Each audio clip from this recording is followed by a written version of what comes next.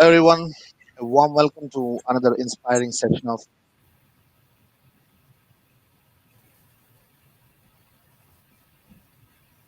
modulyss Talks.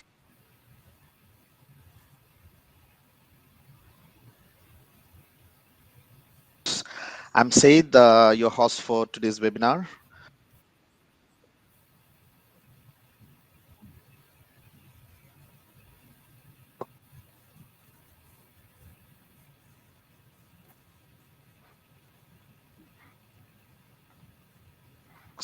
We connect with leading experts in the industry, world's largest building engineering and consulting firms operating in multiple countries, and they will be discussing a lot of fantastic topics about how lighting options or shape visually compelling spaces.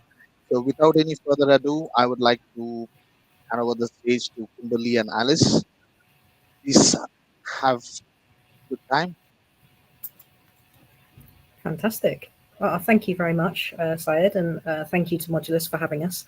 We're very excited to be the third in the series of talks on lighting, and we hope to give you something a bit different to what you've already seen and to build on the knowledge that you've already experienced. So a little introduction to us. My name is Kimberly Bartlett. I'm head of lighting at Introba, and I am the head of the department for the entirety of the UK and Europe, and the Middle East as well. So I get around a bit. And would you like to introduce yourself? Yes, I'm Alice. I work with Kimberly. I am a senior lighting designer here at Introba. And together we make an amazing team, I'm sure. So we'll give you a slight introduction to how things work in the general world of lighting for us. Well, I would do if it would work. There we go.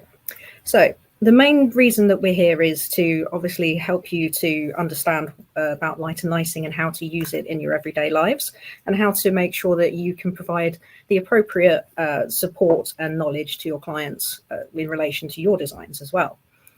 Now, there is a delicate line between why you might want to use a specialist lighting designer as opposed to doing it yourself. And this isn't an entire thing. You know, you don't have to have a lighting designer for everything. However, it's recommended in the more complicated or slightly more out there projects that you might be working on, because we have expertise and knowledge, and we've had a long time actually in the lighting industry. So we have an understanding of light and lighting. We know about the technical side of it as well as the biological side. We can help with so many different elements, including your energy and your carbon requirements, which in an age of net zero is, you know, quite important now, and to help with the rising issue of climate change.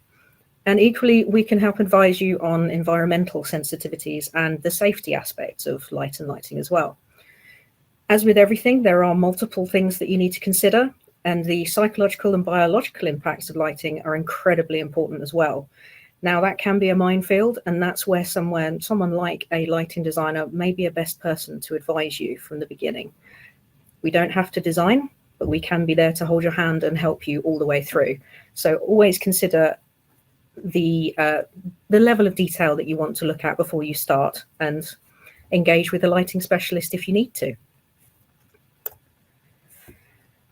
So this introduction probably seems a bit odd. There's very little lighting in this image, but what we're trying to explain to you here is that life is a sensory experience.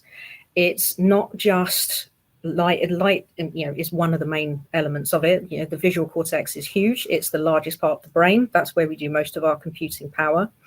In fact, it's so energy intrusive on your brain that your brain doesn't actually make too many connections to what you're actually seeing. So if you look across a horizon, your eye will do what's called a saccade, and it will take little snapshots each of the ways round, and then it will fill in the gaps in between with what it thinks is there.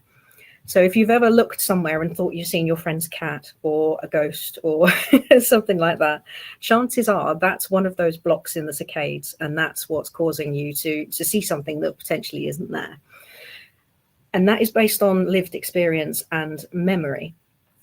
Now, it's interesting to discuss the side of lived experience and memory, because memory in itself is usually far more involved in smells and sensations. So if anyone has had what's known as an olfactory hallucination, you smell something that isn't there, but it automatically transports you back to that cafe where you had the amazing coffee and you met the love of your life, or your grandmother's perfume, things like that. I always smell my grandmother's perfume, and that's part of the memory aspect of it. But when we look to lived experience, the key element here is visual. So these images here on the screen are a description of those lived experiences of being in the moment and how all of those sensory experiences come together to create a lived experience. You have the touch, you have smell, you have the sensation. A cat purring on your chest is a wonderful thing to feel. Having sound waves as well. So the actual sensation of feeling something is often associated with a sound as well, even if it's ultrasonic.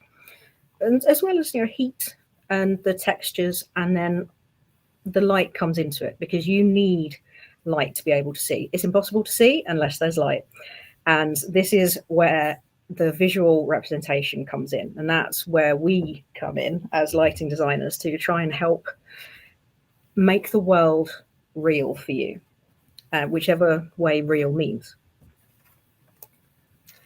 So let's start as lighting as a tool to create mood, atmosphere, and visual impact.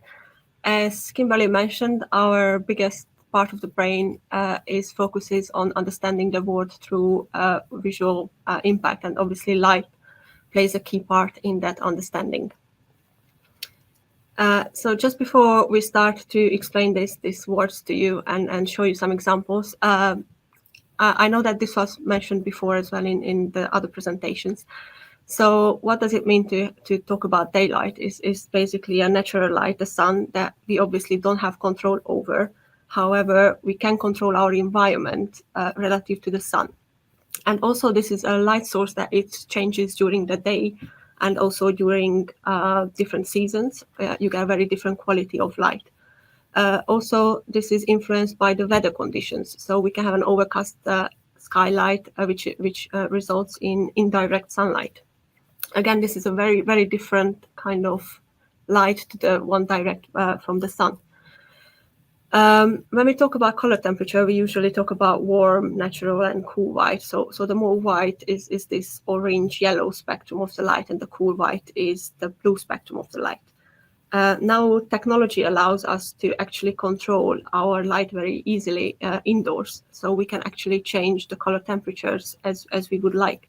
And also there is another thing called dim to warm, which means that if we dim the lights, it becomes warmer. And when we talk about color and RGB, and I just put there WW, it means red, green, blue, and white. So that means when we have this within our light source, then we can basically achieve any color and any light color temperature that we would like. So now if we go to the next slide and the images, I can explain a bit about mood, atmosphere, and visual impacts, which are interconnected, and these words are very close to each other. Let's start with the images on the right, which were taken 2 different days of the year, and it's the same location. You can see it's a different weather condition, and you can see how the light instantly gives you a feeling of the space, and also how much direct sunlight helps you understand color, helps you highlight color, helps you understand more details within your surroundings. It kind of helps you feel a bit more cheerful and a bit more focused, perhaps. And on the graph on the left, there is this interconnectedness between mood, atmosphere, and visual impact. And what does that mean, and how we can control them within an internal or even external environment. So when we talk about moods, light has biological response within us. So we instantly feel something when we see our environment. That we can control with daylight, the light intensity, and color temperature or color. We know instantly if you see a color that gives us a feeling, being negative or positive. Atmosphere, when we talk about creating an atmosphere, we talk about creating different moods during a longer period of time. So we can actually create a narrative within this space. again with light intensity and creating accents and focal points and lighting visual hierarchy, and also it's dynamic, so we can actually use storytelling and changing lights to guide the narrative.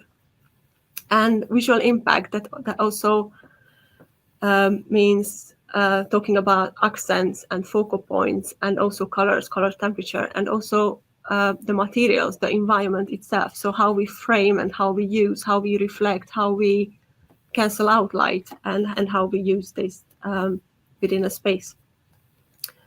And we can give you some examples on the next slide about kind of breaking down this and how we control these things. So when we create a mood, we always start with daylight, and it is within our evolution as well, because electricity and artificial lighting is a relatively new concept to our biological bodies.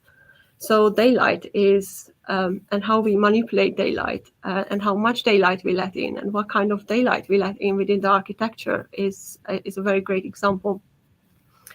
Light intensity. Now, different use of the spaces use different quality of light, different color temperatures, different lighting levels. So you see on the top, we have a retail space with lots of light, which helps you to focus and to stay kind of alert within your environment. On the picture in the bottom, which is more of a residential setting, you have different types of light, a warmer color temperature, which encourages you for social interaction and relaxation. And on the pictures on the right, color and color temperature. Again, theater uses these techniques in a very effective way.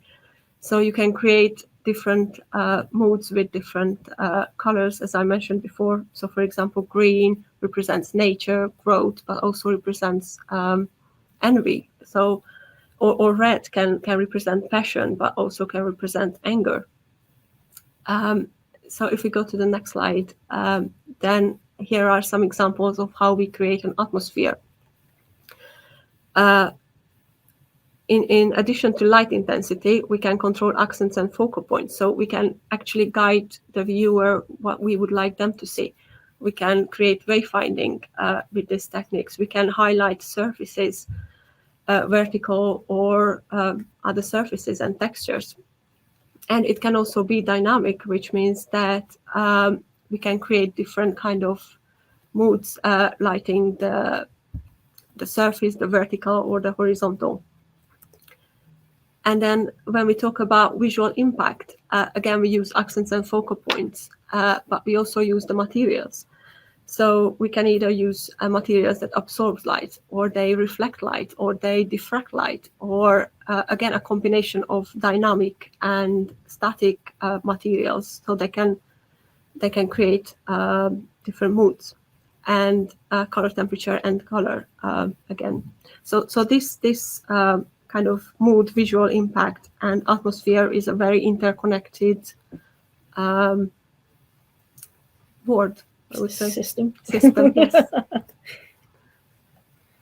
Okay, so from that, obviously, that's given everyone a whistle-stop tour of what is involved in lighting design and the lighting elements to consider for creating different atmospheres and different experiences for the people who are going to use your space. And now we're going to dig deeper into using light as a sculptural or artistic feature.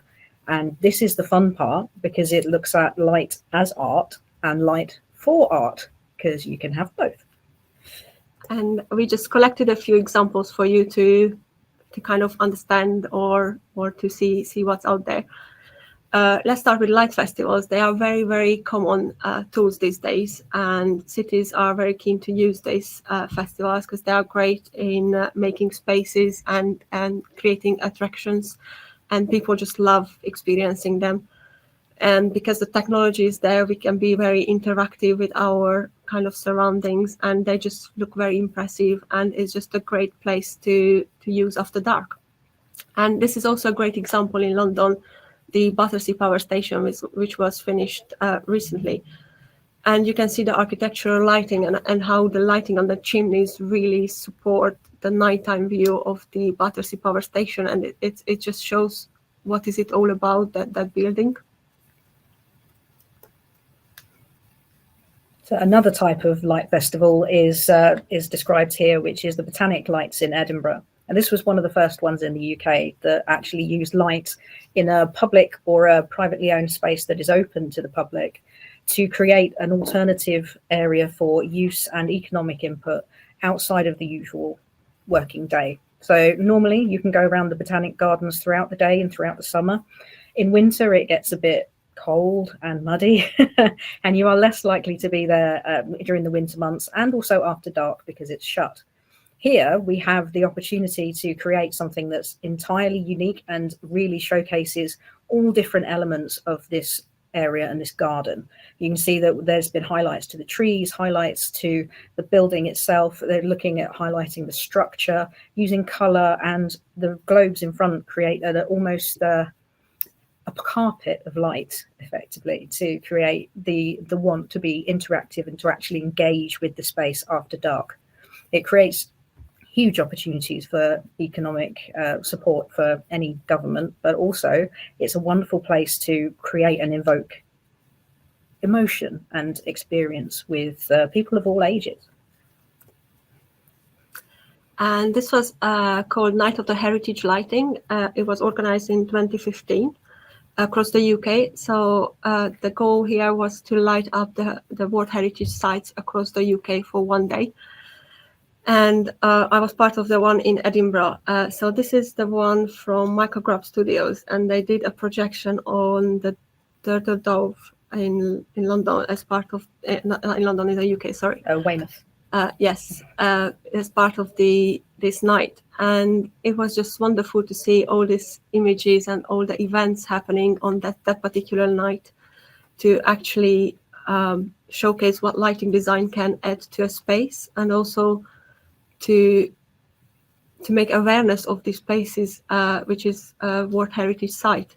And video projection mapping is just a very great tool, especially temporary, to add something to a space without having to do cabling and installation, and just to actually light it or create a narrative again without touching the space. So in a similar vein, we have the Illuminated River in London. This was a celebration of our historic bridges throughout the London Thames. And there are 8 bridges, I believe, that have been lit up, and they are all different. And they're different because each bridge has a different identity and a different historic point within. This is an amazing thing to do.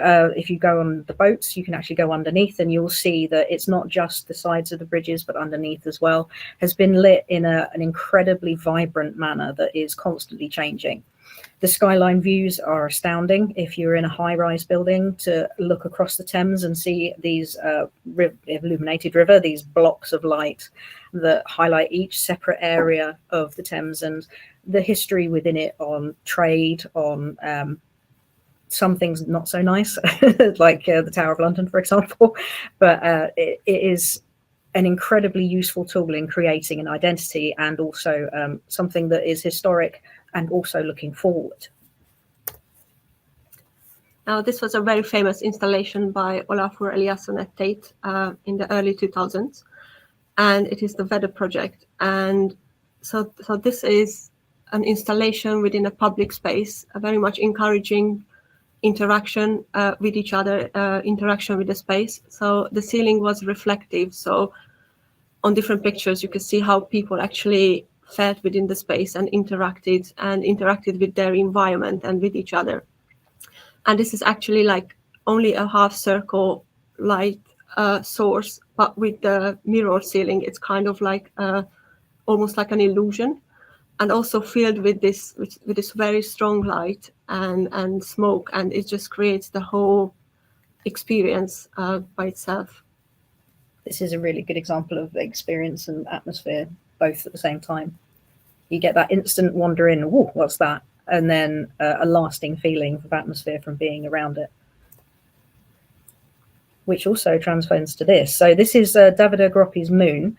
This is in a similar vein. It's something that you would normally not see in a residential or a lower level setting, or it's something you wouldn't necessarily be able to get close to in normal life. And this is an amazing opportunity to scale down those fantastic sculptural elements to create something that you can be tangibly attached to in the real world. Again, it's that intersection between the experience, so that lived experience there and then of, wow, there is a moon right in front of me, to the atmospheric element where it invokes an emotional response. There's something quite special about wandering into a room and just saying, wow. And the idea here that you can actually have this in your home, it comes in different sizes, but this like wow factor indeed, to actually own the moon, which is impossible. Yeah. No matter what they sell you on the internet, you can't own the moon. And it's another kind of design classic which intersects between light, art, sculpture, a bit of movement, so designed in the 60s. And I think it's one of those things that you kind of have to love it or hate it. And I personally love them, and I have like 4 of them at home. I hate them. It's a very easy way to just instantly create a mood within your room, and it's also playful. It's, you know, when it warms up, it creates different shapes and different speeds, and it's just like a wonderful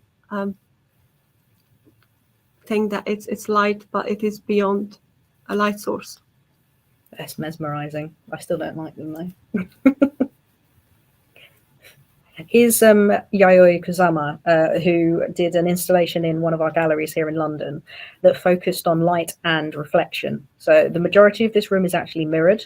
The light installation is very small. It's difficult to see. However, you might be able to see that there is a chandelier there and a chandelier there, and there's one back here as well. So there's only 3 or 4 in the entire space, but there are thousands once it gets into these angled reflections, which creates again this horizon of deep black that then is bounded by thousands and thousands of chandeliers. It's huge and tiny all in one. Yes, this is an office building here in London as well. It's the Bloomberg headquarters. And this is quite a special project because I think it was one of the first ones that an office building got a different design to it. As you can see, this ceiling is kind of a 3-dimensional metal ceiling in a petal shaped, and it integrates lighting, it integrates other services, and also it has an acoustic property as well. And it is just amazing to see an office space with a different kind of approach.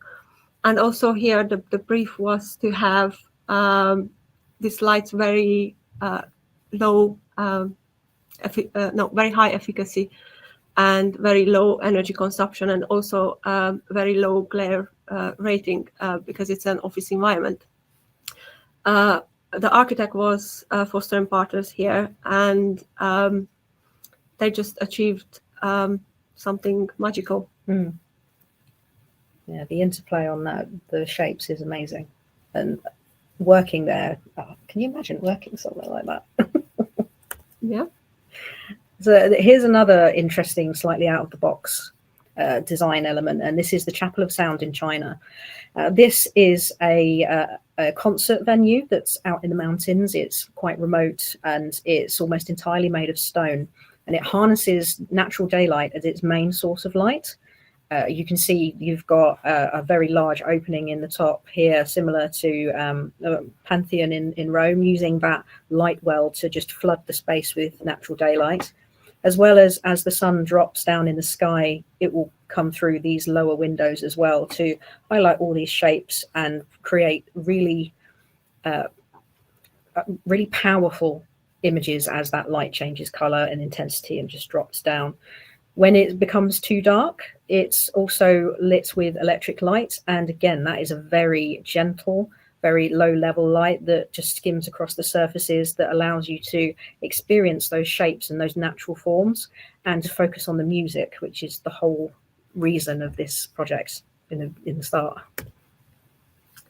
And as we mentioned before, light can be as an artistic element, but we can also use the environment to frame this lighting. So the light is given, and then the architect here just used the structure and the colors and the materials to kind of collect this light and make it as a volume, or just frame it and use it that way, and just let the natural light to change over time and just be part of the experience of this space.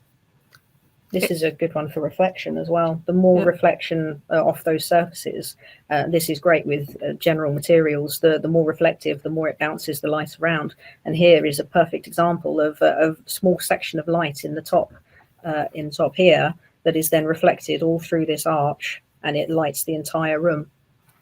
It's astounding. Yes.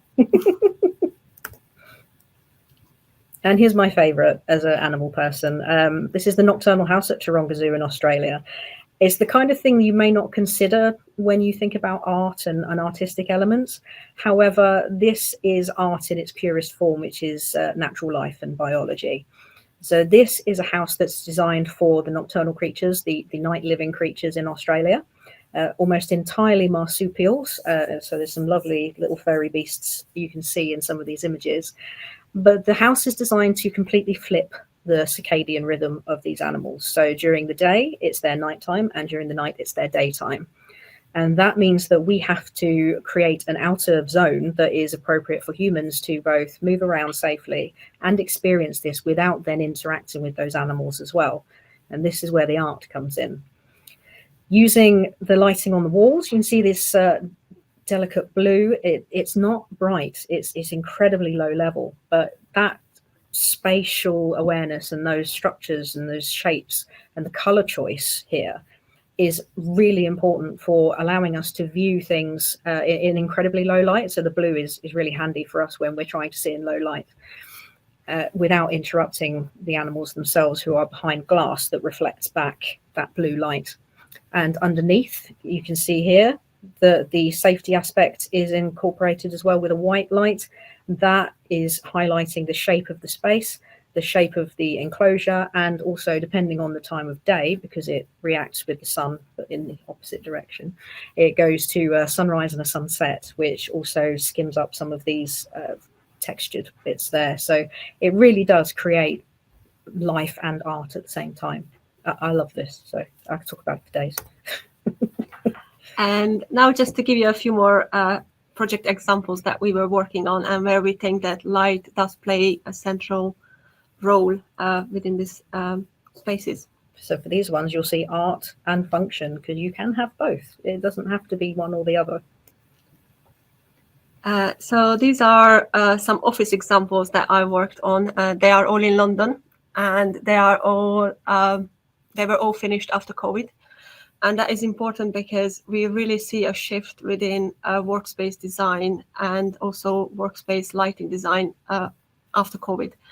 So that means that offices are much more fun, much more flexible spaces. So, it needs to respond to the needs. Sometimes a room functions in one way, sometimes it's functioning another way. So there again, light plays an essential role because you need to meet all these needs that you might have within the same room. Now you have different spaces within the office that we didn't have perhaps before COVID, like cafes and restaurants and wow spaces and galleries. Even I have seen all the offices how important artwork was, and some spaces like circulation spaces just became like gallery spaces. Sometimes they do have gyms and spas and just kind of games rooms that, again, it has nothing to do with the office environment anymore. Decorative lighting became an essential piece within the office space as well. As you can see on the top right picture, those feature pendants within this like viewing platform, they just got like a central role. Also, I would like to mention the two pictures on the bottom. So that was a refurbishment project where we kept the lighting that was installed. However, it wasn't fully functional for the spaces that we needed to create. So we layered this lighting and we added additional a different color temperature lighting, or even tunable white, where you could actually change this throughout the day. And again, decorative fittings, they just became like integral part of the working environment. And that means that your decorative fitting is not just there as a piece of art, is there for a function. And all of these offices, what they have in common, that we created something bespoke to them. So again, something unique that was created for that particular space. It just elevates that whole experience. It's truly individual. Yes. And I got 2 more examples on the next slide, where so I have worked on these 2 offices. Both are in London, but they both have different offices across the globe. So one of them was based on the Sydney office that they just finished before we have started designing the London one. And the interesting thing here was that our brief was to actually follow the office in Sydney or follow the office in New York, because they just finished it and they just loved it. And how we ended up is that we actually designed something different for them, because luckily the client and the architect also understood that it's a different space, it's a different context. Therefore, we could actually create something unique to the London one. And as you can see, the kind of parallel, how the bar in Sydney was actually, and the cafe space was a very different feel to the one in London. And because you had a different space, you had a different ceiling, obviously the lighting had a very different approach to these spaces as well. And you can see on the right side, for example, meeting rooms, we did keep the same approach, the same type of lights, the same controls. So no matter where they are in the ward, they feel familiar, they know how to use it. It's a meeting room, it's very functional. But the reception space got like a completely different kind of makeover and a completely different function and feel. The staircase, again, a staircase, it connects all the levels. And there are some research that says if your staircase is accessible, visible, it's attractive, people are going to use it. So it encourages people to actually move across the space. And you can see in New York, they used the approach that they created the light fixtures as a feature above the staircase. However, in London, we created the staircase as a feature itself without the light being visible or intrusive. This is a great example of having a design language. And when you hear the term design language, this is really what we're talking about. It's something that is undeniably part of a wider, larger group, but is completely unique to that place, that culture, and the people that are going to be there. So it is great. It's individual and not individual all in one. Here's a similar situation. So this is a foyer of a large office building that we've been working on in London again. And you can see here that central atrium is a very large, very open space. In the center, you will also see that we've got some modular units that have drop downs and sort of cubic elements to it. And this is a bespoke piece of kit. This is something that we designed specifically for this space to provide something that gives you a wow factor when you walk in, but that also is not too intrusive, and also make sure that the light is moved around that space appropriately to provide an active working environment. When you walk into this reception area, you need to be able to see where you're going, to feel safe, to feel welcomed, and also to actually think, oh, this is quite nice. You know, the people that walk into these buildings are either going to be working for you, your new client, or talking to somebody about how nice this space is. So it's incredibly important to get that balance of the sort of the individuality and the bespokeness, but also making sure that while still artistic, it functions the way it's supposed to. And this is the first space that anyone can see when they enter. So this is really setting the scene for what's beyond this space. Yes, it's the taster. Here we've got as well, this is the staircase in our building here at 150 Holborn in London. And similar to the Cooley offices that Aliz was speaking about earlier, this is both a functional aspect and an artistic aspect. It is a piece of art in itself a structural element that completely dominates the space without being oppressive. It's incredibly welcoming. The choice of color is really important here. That the wood itself is dark, but the lighting that's used is a nice, warm, gentle light to guide you up and down the stairs. I'll be honest, I've seen more people use the stairs here than in any office I've been in. So, I mean, it is literally the central element of the building. It's a sculptural element, and as you see, the lighting just supports that element. It's not your usual up, across, up, across, up, across either. It's difficult to show it properly in this image, but it is not uniform at all. It goes in all different directions, and it really is it's an artistic piece of equipment there. That structural element that is one of a kind to us here at 150. And just to show you how we can add a bit of playfulness and individuality, because obviously we have got 7 floors and they are all the same kind of working environment. These light fittings, they are shining up and down, so direct and indirect light for the working environment. And they are 4,000 Kelvin by the look of it. And what we try to do here, we did some mock-ups, and actually this is an idea from a theater. We used a theater gel, very simple kind of colored filter that we put on the top of the light. So it's not very intrusive, so you can still use the direct element to work, and you are not getting affected by the colors. But we added just a tiny bit of color on the top with the indirect ceiling element. So just adding a little bit of playfulness. And again, this shows how simple this can be. We can just really play with it and just add something to it without even changing the cabling or the controls or the light fitting itself. This is a really good example as well of something that's not expensive. You know, theatre gels are incredibly cheap. They're pennies for sheets.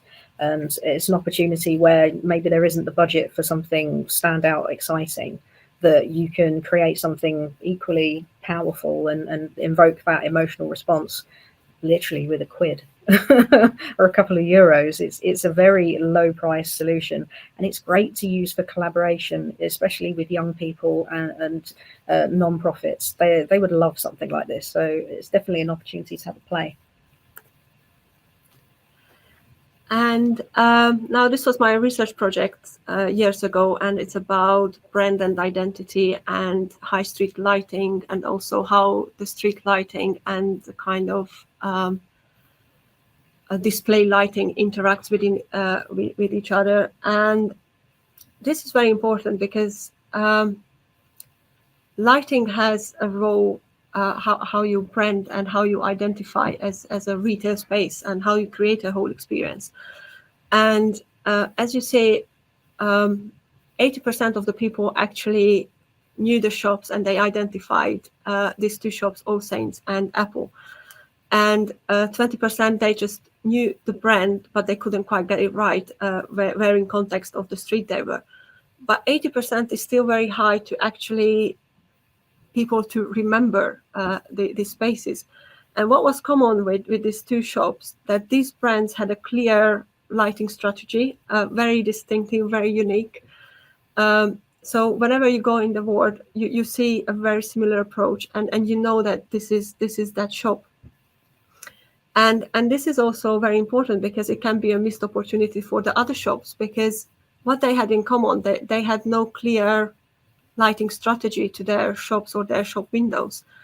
And I just feel so passionate about this topic. And again, retail is a space where lighting plays a key role, and it can be very simple. Now, adding this back to the artistic side of it, you can see particularly on the Apple building on the right-hand side that the structural elements of the building and the architectural elements of the building are taken into account with these designs. So it's unmistakably Apple, but also it's very clear that they respect and that they want to highlight those beautiful shapes and forms and structural elements in their facades whilst doing so, whereas All Saints is more inside. So once you get behind the glass, it is unmistakably All Saints in anyone you go to. So we've come to the end of our little chat, and I hope you've learned something, or at least given you something to think about, something maybe you'd like to ask. But it's always fun to end on a quote. So I'm going to let you do that as you pick the quote. So this is an artist, James Turrell, who again works with the actual space rather than the light source. And he says that to some degree, to control light, I have to have a way to form it. So I use form almost like the stretcher bar of a canvas. And I just think it's a very beautiful way to capture light and to manipulate it. Yeah, I couldn't have said it better myself. So thank you. We will go to a Q&A now. I think, Syed, you're going to jump back in. Thank you so much, Aliz and Kimberly. It was really nice. I think we have a few minutes left, so we have few question and answer session. We have some question. What are the common challenges in using lighting as an artistic element? Oh, the main one is always money. For me. Yeah. I mean, it's a question, is it going to be a temporary thing or is it going to be like a permanent thing? Because you have a slightly, like, if it is something temporary, you can go a bit more wow or over the top or a bit, or at least that's my experience. Mm-hmm. When it is something permanent, you used to tend to kind of tone it down and maybe just use it in special occasions. Because when it's in your face all the time, it kind of loses the value, or it uses the impact. Yeah, I would say. You just get used to it. And equally, if somebody gets a bit irritated by it, they're going to be very irritated by it if it's on all year, as opposed to just a week at a time. On the money front as well, my experience in this sort of element is that quite often the budget just isn't there from clients or from local authorities to create something beautiful and artistic and like fully involved. And that's where having something else in your back pocket, like the theatre gels, is really important to still be able to create something beautiful and memorable that doesn't require costing the earth. And I think that's the key here, because if you have a designer or if you have someone who knows this, like light can be a very, very simple technique to actually create something magical in a very simple way. I just think of the sunset. Every time you see a sunset, it always invokes feelings. I know people that cry when they see the sun setting because of the colours and the intensity and just the feeling they get from it. And it's a similar sort of thing. The sun costs nothing, whereas if we want to make something like that, it's very expensive. Great. We have another question. This is very interesting. How do you feel the role of lighting designers is positioned in the architectural design process between architects and interior designers' role? Yeah, okay. I mean, I was quite fortunate to work with very great teams, especially the offices that I have showed you. They were like the outcome was great because the teams were great and kind of open minded in a way. And that works both ways. Like I have to be a bit open-minded about the materials and their kind of vision, but also the architects and interior designers, they have to be open on like how light actually works, because sometimes that is where the kind of problems come in, that they have a vision but light doesn't work that way. So then we have to find a different solution to get the similar outcome to that, if that makes sense. I mean, again, I had very great experiences working with good architects and interior designers, and we just kind of brought the whole scheme and shapes and colors and everything together. It is very much on a detailed work, because then you need to know every single material and the reflectance of the materials, and because usually that's where things go wrong and unexpected things happen, and or like painting was black last minute. It's kind of a nightmare, because obviously you didn't plan for that. So it's difficult in a way to get that connection and to have the collaboration to the level that we always want to have. At the end of the day, we're all specialists in different areas, and although there is some sort of intersectionality and crossover, sometimes we do butt heads, and we don't we don't mean to, but us as lighting designers, we understand the properties of light and how it can work within and without a space. Equally, an interior designer knows how to match materials, patterns, and shapes to create a feeling or invoke an emotion, or get that vision of that space. And an architect, same sort of thing for more structural and larger elements. Once you come outside and you look outside of the building, it's another similar situation where there's a vision of an architect or of a landscape designer, and then the lighting designer comes in and says, I'm sorry, you can't do that, it doesn't exist.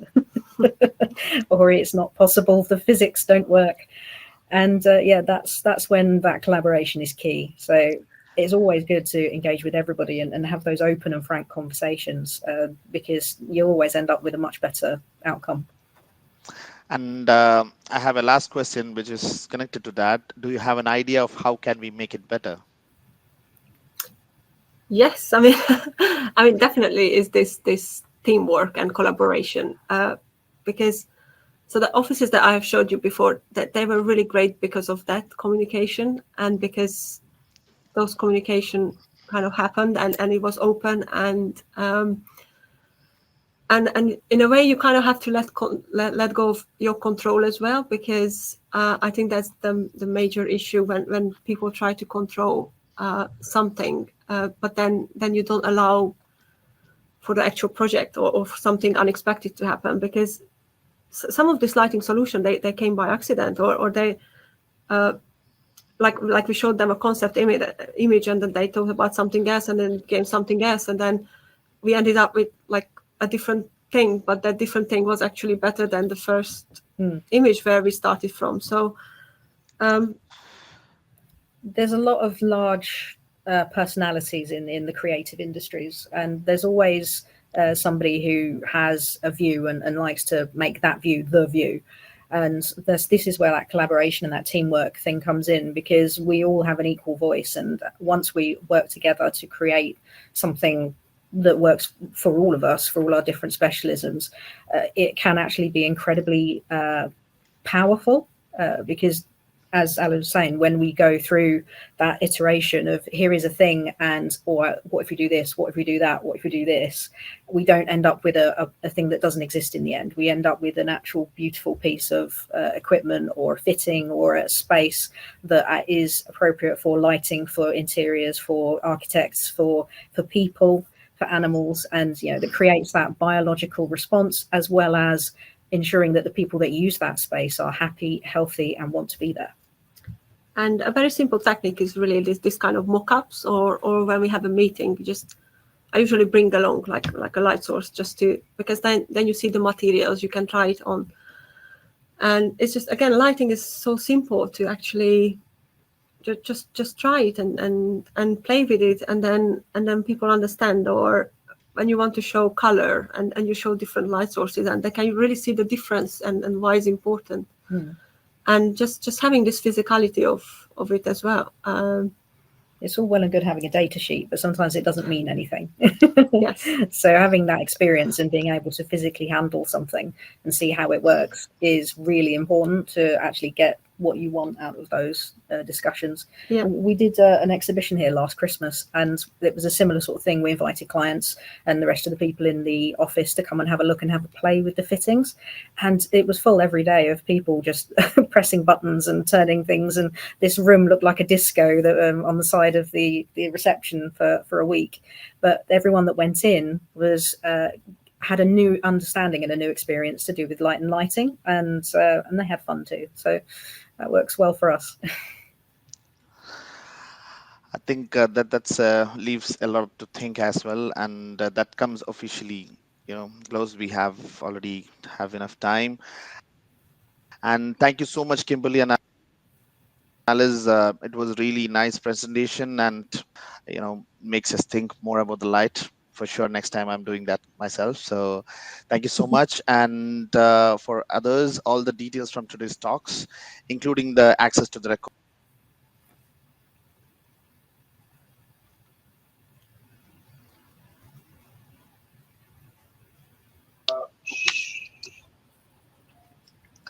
Yes, good afternoon. I think the connection is a bit bad, so I will take over.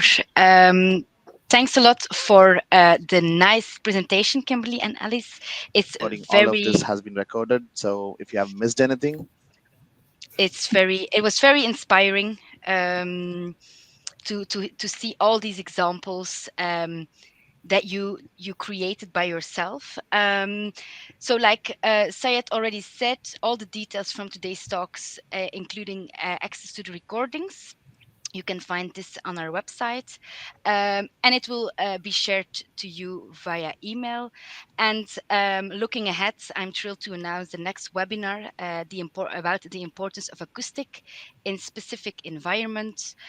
So if you would like to be the first one to secure your spot, you can always subscribe to our newsletter. And for today, thank you all. Thank you again, Kimberly and Alice, and we wish you a joyful and a relaxing holiday season. Thank you. Thank you. Goodbye.